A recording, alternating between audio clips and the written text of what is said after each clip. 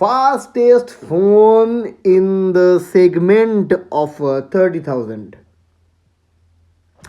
30,000 টাকার মধ্যে আমি একটা ভালো গেমিং ফোন খুঁজছিলাম, তখনই পেয়ে গেলাম আইকিউ নিও 10R, যেটা লঞ্চ হতে চলেছে 11ই মার্চে। তো এতে যে স্পেসিফিকেশনসগুলো দেওয়া আছে সেগুলো বেশ মন কাড়া, নজর কাড়া এবং মানে সব কিছু কাড়া আর কি। তো দেখে খুব ভালো লাগলো।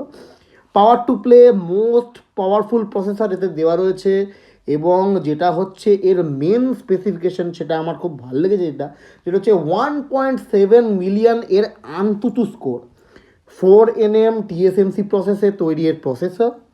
তো যেটা আপনাকে গেমিংয়ের এক্সপিরিয়েন্সটা তো অবশ্যই ঠিকঠাক দেবে, এবং এর ক্যামেরা থেকে আরম্ভ করে সব কিছুই আশা করা যায় যে বেটার হবে।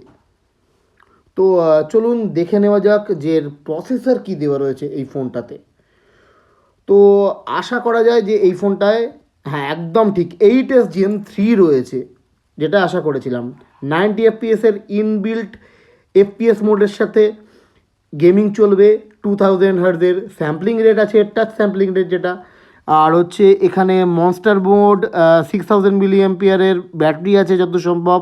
আর ডেডিকেটেড স্পোর্টস মোড তো রয়েছে, যেটা চ্যাম্পিয়নদের পছন্দ।